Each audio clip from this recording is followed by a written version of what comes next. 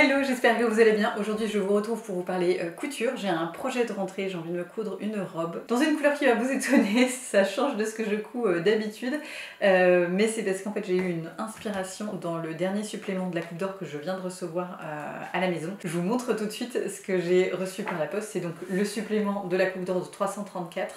Donc si vous ne connaissez pas encore la Coupe d'Or, j'ai fait plusieurs vidéos sur le sujet et là je vous réexpliquerai comment réaliser un montage de vêtements avec la Coupe d'Or parce que j'ai l'impression que c'est ce qui vous pose le plus de problèmes. Honnêtement, j'étais un petit peu dubitative avant de tester la technique. Alors aujourd'hui c'est une vidéo qui est sponsorisée par la Coupe d'Or pour que je vous présente le supplément 334, mais je suis libre de vous dire vraiment ce que j'en pense.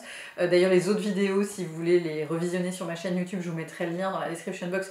N'était pas sponsorisé par la Coupe d'Or, donc vous pouvez aussi avoir mon avis qui était tout à fait honnête. Quand on découvre les photos de la Coupe d'Or, il y a certaines fois, on a un peu du mal à se projeter sur certains modèles. Il y en a d'autres, comme celui que j'ai choisi aujourd'hui, où clairement je me projette direct dedans. Ce qui est chouette, c'est que les vêtements qu'on va faire, ils vont être vraiment réalisés sur mesure. Honnêtement, c'est quelque chose sur lequel j'avais pas forcément des doutes, mais je me demandais un petit peu comment ça fonctionnait, et en fait vraiment à chaque fois que j'ai fait un vêtement avec la Coupe d'Or, maintenant je crois que j'en suis à mon 3e, 4e, j'ai dû faire 4 vêtements en utilisant cette technique, et à chaque fois ça m'allait comme un gant. Si vous ne connaissez pas encore le coffret classique 280, c'est le coffret de base de la Coupe d'Or, c'est celui dans lequel il faut investir si vous souhaitez commencer et débuter avec cette méthode.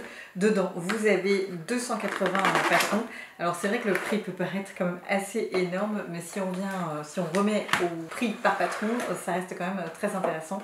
Bon, alors bien évidemment, il y en a pour tous les goûts. Moi je trouve que c'est assez varié, donc forcément il y a des choses qui vous plairont plus que d'autres. Dedans, il y a des modèles masculins, il y a des modèles féminins, il y a des modèles spécial grossesse, il y a des modèles pour enfants, enfin il y a quand même un choix assez large. Il y a des modèles aussi d'inspiration un peu plus vintage. Et ce que je trouve vraiment chouette, c'est que ça couvre des tours de poitrine assez larges. Donc même si vous avez une adolescente par exemple à la maison, que vous galérez à trouver des patrons à sa taille, et ben normalement vous arriverez à retracer des patrons à sa taille. Donc ça je trouve ça vraiment chouette, et il y a des choses assez basiques, il y a des choses un peu plus sportswear, enfin il y en a vraiment pour tous les goûts. Donc dedans vous avez donc 280 modèles, la règle spéciale magique de la Coupe d'Or qui va vous permettre de 1, prendre vos mensurations, c'est-à-dire le tour de poitrine et le tour de hanche qui vous permettront de retracer les modèles pile à vos mensurations, et de 2, cette petite section là qui va vraiment vous permettre de retracer tous les modèles. Vous le verrez dans la suite de la vidéo, mais un modèle en gros, vous avez ici, c'est un modèle homme. Vous avez derrière le patron à retracer à la mensuration de votre choix. Donc vous avez le classeur, vous avez également les règles spéciales qui vous serviront à retracer les patrons une fois que vous aurez déterminé votre tour de poitrine et votre tour de hanche. Vous avez également les livrets explicatifs qui vous expliqueront comment fonctionne la méthode, mais si vous regardez cette vidéo normalement vous n'aurez pas besoin de les lire. Et puis également 2 petites épingles qui vous aideront à retracer, mais on va voir ça tout de suite dans la suite de la vidéo. Donc il y a ce coffret classique 280 avec 280 modèles à l'intérieur, mais en plus 4 fois par an, il y a des petits suppléments que vous pouvez acheter. Et donc là j'ai reçu par la poste le 344. Je vous propose qu'on le feuillette ensemble. En général dans un supplément il y a environ 50 modèles. Dans celui-ci il y a donc cette combinaison, un pantalon, une veste. Cette robe que je trouvais assez sympa en version non ceinturée, mais elle existe aussi en version ceinturée. Cette jupe short, un pantalon, 2 tops. Ici, c'est des modèles qui sont plutôt adaptés plus size. Si vous avez des rondeurs, en fait, la coupe vous conviendra mieux, mais vous pouvez le réaliser, peu importe votre tour de poitrine ou votre tour de hanche. Donc encore ces modèles-là. Celui-ci qui peut vous paraître un peu particulier dans le choix des tissus utilisés, mais malgré tout, je suis sûre qu'avec des tissus plus classiques et conventionnels, ça peut rendre super bien. Là, j'aime beaucoup cette chemise un petit peu évasée comme ça, je la trouve assez sympa, c'est possible que je me la réalise. Cette robe avec une encolure bénitier que je trouve aussi plutôt chouette. Donc ça, c'est des tissus qui sont coupés dans le biais en général.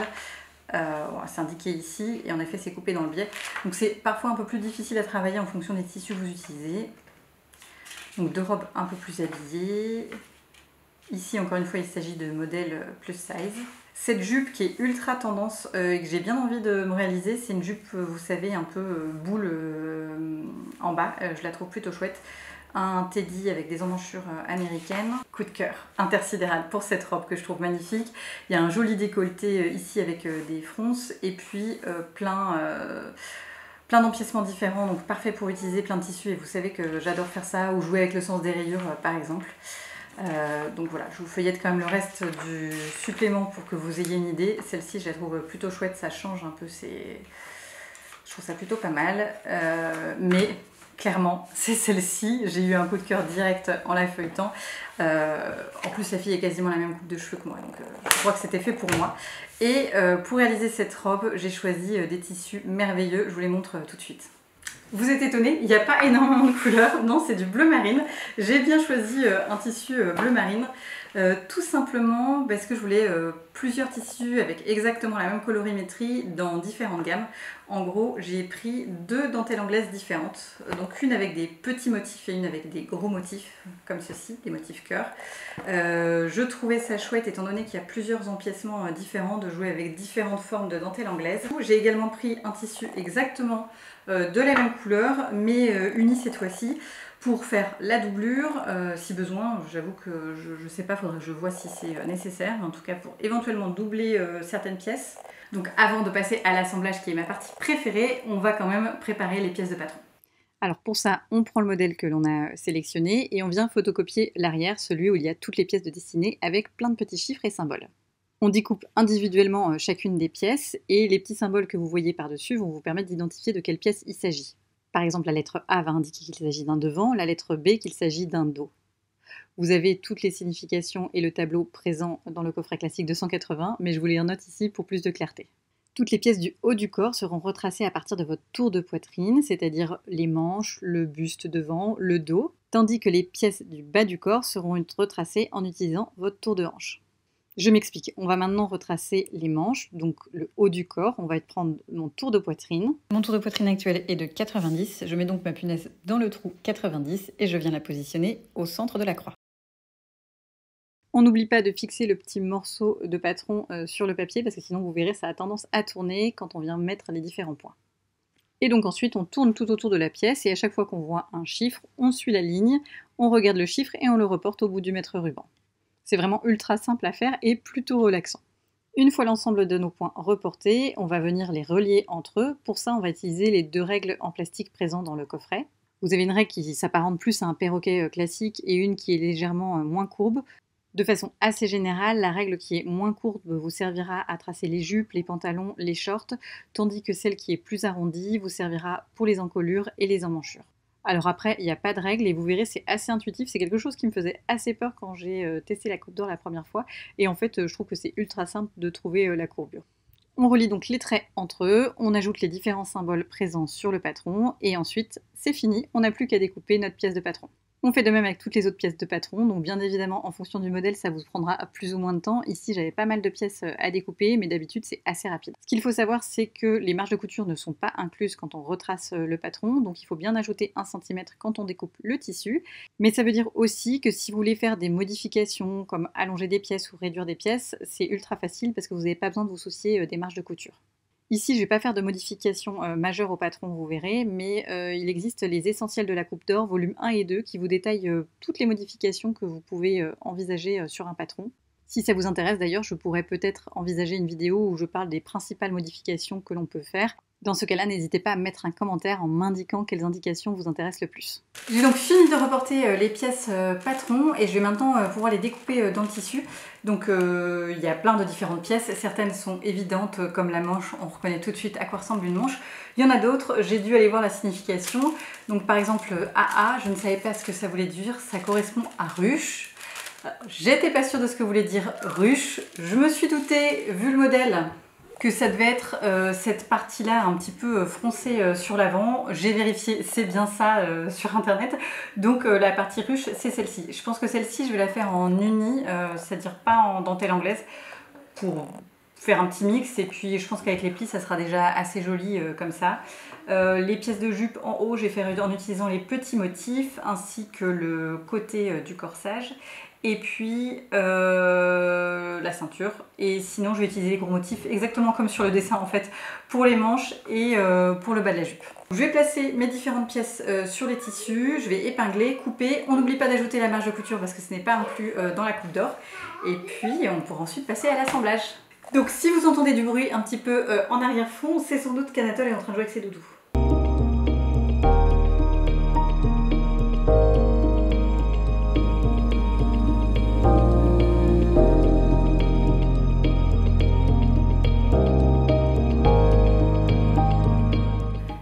Ça y est, toutes les pièces sont découpées et sont devant moi, et c'est en général à ce moment-là que vous commencez à paniquer parce que vous n'avez pas de gamme de montage et ça peut paraître un petit peu perturbant pour certains. Je parle doucement parce que Anatole est à la sieste et j'espère qu'il dormira longtemps pour reprendre des forces parce qu'il n'a pas très bien dormi la nuit dernière.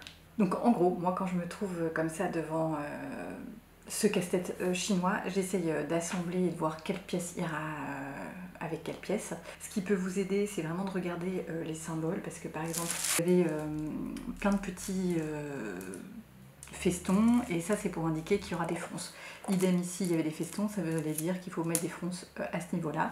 Voilà, donc déjà en regardant les symboles, on a quand même une plus large idée de qu'est-ce qu'il va falloir réaliser. Idem là, on sait qu'il va falloir faire des fronces sur le haut de manche. Si jamais il y a des pièces dont vous ne voyez pas l'utilité, vous ne voyez pas à quoi elles vont servir, la manche ça semble évident, le devant ça semble évident, mais par exemple ces pièces là, moi j'avoue que je ne sais pas trop, je pense que c'est la ceinture mais j'ai pas été vérifiée.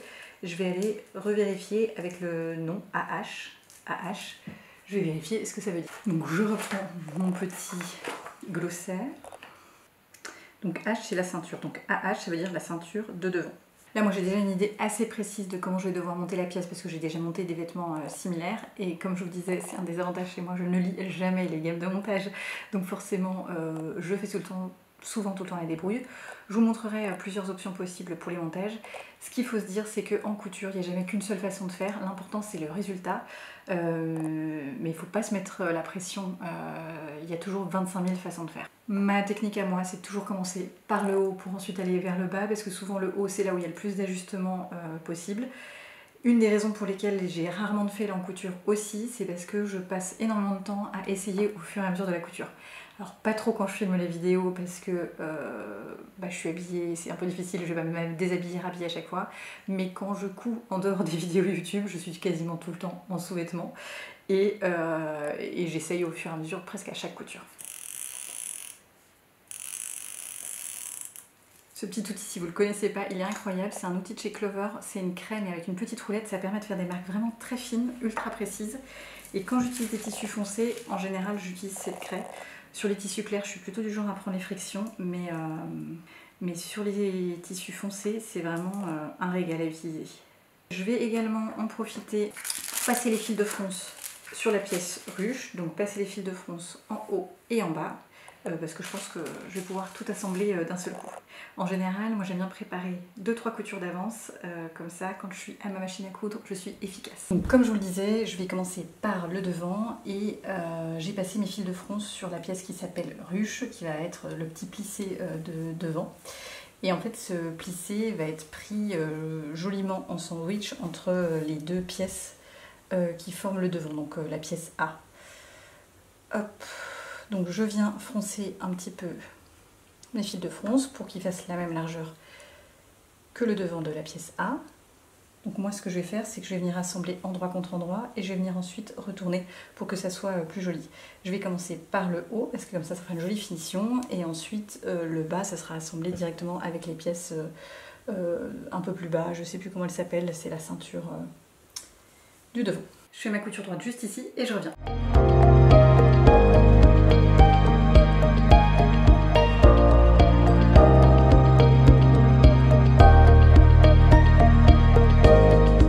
Pour ensuite voir la marche à suivre, je regarde souvent plus en détail le modèle. Donc je vais passer à cette partie-là, l'assembler ici, et puis m'occuper également du dos.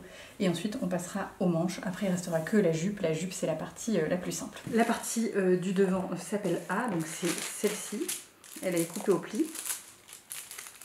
hop, hop. Et donc j'ai encore cette partie qui n'est pas finie chez moi, donc je vais venir l'assembler endroit contre endroit par-dessus.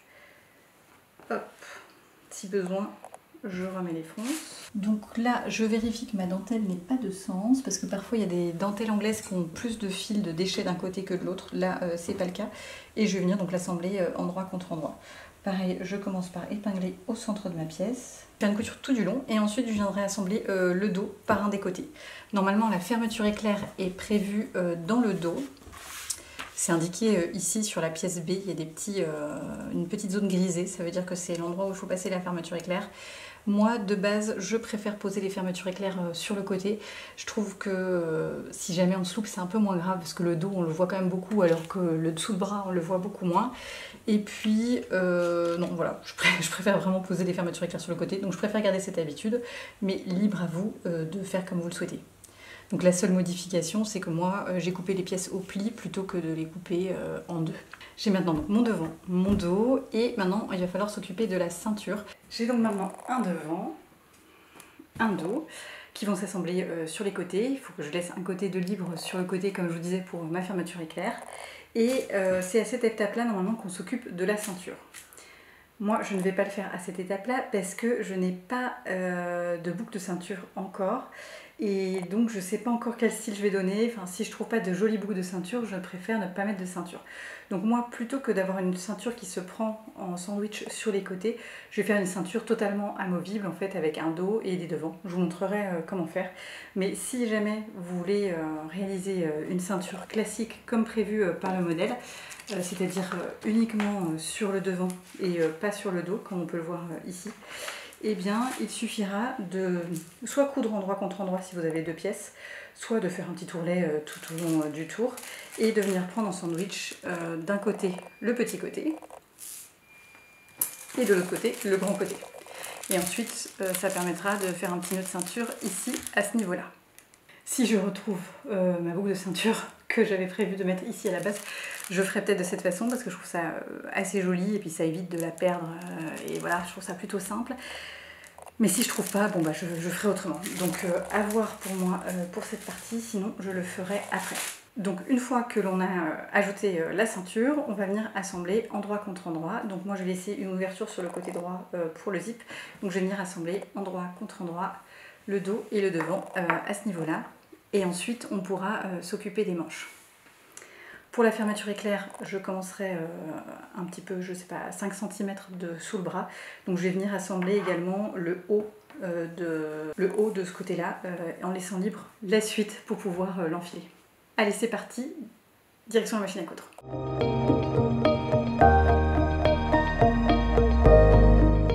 Donc on a maintenant un début de corsage assemblé avec le devant et le dos, et maintenant on va venir assembler les manches ici.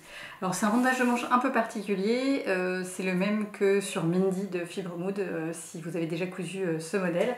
Donc il va falloir prendre les manches, passer des fils de fronce là où c'est indiqué, donc de là à là, et ici, donc à chaque fois 2 fils de fronce avec une largeur de pointe de 5 mm, la plus grande que votre machine à coudre puisse faire. Et puis ensuite, une fois qu'on aura froncé, on va venir prendre en sandwich la tête de manche dans les bretelles au haut. Donc je vous montrerai ça. On va déjà assembler endroit contre endroit ici et passer les fils de fronce, et je reviens quand tout ça est fait.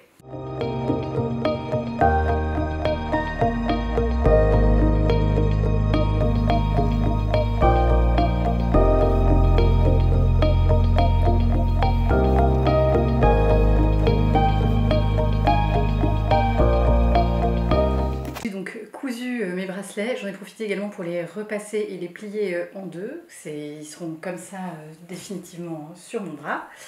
Donc il y en a deux. J'ai également assemblé les bretelles ensemble, comme je vous disais. Je les ai repassées. Et donc là, il y a encore une fois pas une seule solution pour faire cette robe. Soit on peut directement assembler les bretelles ici et puis ensuite assembler la manche directement là. Soit on peut directement assembler les bretelles ici et puis ensuite faire comme si c'était une manche classique et venir l'assembler sur le tour du bras. Moi je vais plutôt choisir cette option parce que je trouve que c'est plus simple personnellement. Donc ce que je vais faire, c'est que je vais venir coudre endroit contre endroit ici, comme ça, hop, comme ça. Et je vais venir prendre en sandwich la parmenture avec directement ici. Comme ça, quand je retournerai, j'aurai ma bretelle posée. Si jamais vous avez un doute quand vous faites un assemblage de ce genre-là, vous pouvez très bien mettre une épingle, comme si c'était une couture, et vérifier que le rendu vous plaît. Enfin voilà, que vous avez bien mis là où il fallait mettre ce qu'il fallait. Donc je vais faire ça des deux côtés ici et également à l'arrière. Et puis ensuite, je vais pouvoir venir ajouter mes manches comme si c'était une manche classique. Les bretelles sont posées, j'ai ajouté donc une petite parmenture sur l'arrière comme vous avez pu le voir sur la vidéo. C'est pour que j'ai des jolies finitions à l'intérieur également et qu'on ne voit pas l'extrémité des bretelles. Donc maintenant j'ai comme une emmanchure classique sur laquelle je vais pouvoir venir poser ma manche. Avant de venir poser la manche, je vais faire les finitions au niveau des bas de manche. Donc je vais venir poser les petites manchettes que l'on a précédemment cousues. Donc je tire sur les fils de fronce pour froncer mon tissu à la largeur des manchettes et ensuite je vais venir l'assembler sur la manche. Encore une fois, il y a plein de façons de faire pour poser cette manchette. Ce que je fais quand je suis un peu pressée et je trouve que c'est le plus simple et franchement, ok, c'est pas là où il y a les meilleures finitions à l'intérieur, mais je trouve que c'est tout à fait acceptable, c'est de venir coudre un peu comme un sweat. Donc je vais venir prendre cette manchette que je vais venir mettre endroit contre endroit ici sur la manche, pour faire joliment hein, avec des petites épingles et compagnie. Et ensuite je viens coudre comme ça tout du long. Et là en fait les deux épaisseurs de la manchette sont directement pris dans la couture et ça fait une jolie finition. Une autre façon de faire, c'est celle qui est la plus jolie, qui permet de faire des finitions les plus jolies, mais qui prend plus de temps et qui demande aussi plus de précision. Donc au-delà du temps, moi c'est pas vraiment ça, mais c'est plutôt que derrière, parfois je suis déçue du résultat parce que je trouve que la surpiqûre extérieure n'est pas parfaite. L'autre solution, ça sera de déplier la manchette, de venir mettre endroit contre endroit, donc en faisant encore pondre les coutures, cette manchette, de venir coudre ici tout du long, puis de venir replier à l'intérieur et là de faire une surpiqûre sur l'extérieur. Donc ça, il faut être ultra précis quand on fait la surpiqûre, donc personnellement j'aime moins, donc je vais faire la première solution que je vous ai détaillée, c'est-à-dire les mêmes finitions que si je faisais un sweat. Alors je fais à la machine à coudre et après à la surjeteuse pour avoir une jolie finition à l'intérieur. Donc c'est vrai qu'il y a le surjet qui est apparent à l'intérieur de la robe, mais enfin je trouve que c'est tout à fait acceptable, surtout au niveau des manches puisque c'est assez serré. Il n'y a pas trop de risque d'avoir quelqu'un qui voit l'intérieur de la robe. Les deux manchons sont posés à droite et à gauche et donc vous m'en direz ce que vous en pensez, mais moi je trouve que cette technique elle fonctionne super bien. L'avantage c'est qu'on n'a pas de surpiqûre extérieure et à l'intérieur là j'ai pas encore surjeté donc c'est pas tout à fait propre, mais je vais vous montrer, c'est quand même tout à fait acceptable. Une fois que ça sera surjeté ça sera vraiment joli. Voilà. Donc l'intérieur ce que ça donne, une fois que ça sera surjeté en fait il y aura juste le petit fil de surjet, enfin le petit surjet qui dépasse et qui sera à l'intérieur de la manche une fois que ça sera mis en place correctement. J'aime déjà beaucoup ces manches, hein. Vous savez que j'adore les manches bouffantes et je trouve qu'avec la dentelle anglaise là c'est vraiment très joli. Je vais maintenant donc tirer sur les fils de fronce au niveau de l'emmanchure pour réduire la taille de l'emmanchure et je vais pouvoir venir la coudre endroit contre endroit ici et là. Donc c'est ma mission du moment. Il mérite encore un petit peu de repassage mais qui est déjà super. Je l'ai essayé, il me va comme un gant donc je suis vraiment super contente. Maintenant il va falloir que j'assemble la jupe et que je pose le zip. Je poserai le zip à la toute fin quand j'aurai déjà ma jupe. Plutôt simple à monter parce qu'il s'agit de basques froncées. Donc il y a une première basque que j'ai réalisée dans ce tissu avec des petits trous, mais pas trop. Je vais la doubler en tissu uni parce que je vois quand même qu'elle est assez transparente et j'aimerais pas qu'on voit ma culotte à travers. Ce que je vais faire, c'est que donc je vais assembler endroit contre endroit mes deux jupes. Je vais faire une couture comme ça tout du long d'un côté, l'autre je laisse sans couture puisque je vais venir y poser mon zip. Je vais faire exactement la même chose avec des tissus doublure. Ensuite, je passerai deux fils de fronce tout du long en haut. Je viendrai froncer et je viendrai assembler endroit contre endroit sur le début de ma robe. Une fois que j'aurai fait ça, je poserai le zip et j'ajouterai la dernière basque finale. Pour l'instant, très contente du résultat et je viens vous voir demain pour vous parler du fit plus en détail quand j'aurai terminé la robe. Là, je vais rejoindre ma soeur qui a gardé Anatole cet après-midi. Il en a profité pour aller à la piscine. J'ai trouvé ça chouette pour lui, mais je vais pas le laisser non plus trop longtemps, donc je vais aller chez ma soeur le chercher. Je pense que je continuerai tard cette nuit parce qu'il faut absolument que je prenne les photos demain parce que j'ai des obligations familiales demain et donc j'aurai majoritairement pas disponible. Et en plus Cindy est dispo pour pouvoir prendre les photos de ma robe et j'aime bien quand elle prend les photos de ma robe. Donc je vais me dépêcher de terminer ça cette nuit. Pour la pose du zip, je vous mettrai dans la description box un petit lien vers un tutoriel qui est parfait je trouve. Et puis pour l'ourlet, je pense que vous pourrez vous débrouiller toute seule. Je pense que les principaux points techniques ont été vus ici, mais si vous avez des questions, n'hésitez pas dans les commentaires et j'y répondrai avec grand plaisir. Voilà, la petite robe finie in extremis comme à chaque fois avec moi. Les manches sont canons, je trouve que le tissu il est superbe, j'adore ce petit effet aussi sur la poitrine, c'est la première fois que je réalisais ça et je trouve ça super sympa. Et si vous avez des questions sur le montage ou sur la technique de la coupe d'or, n'hésitez pas à me laisser un commentaire ici, j'y répondrai avec grand plaisir. Et rendez-vous dans un mois pour la prochaine vidéo, la coupe d'or. Le mois prochain, on fera un voyage dans le temps puisque je vous emmènerai découvrir les catalogues vintage de la coupe d'or et découvrir les débuts de cette méthode.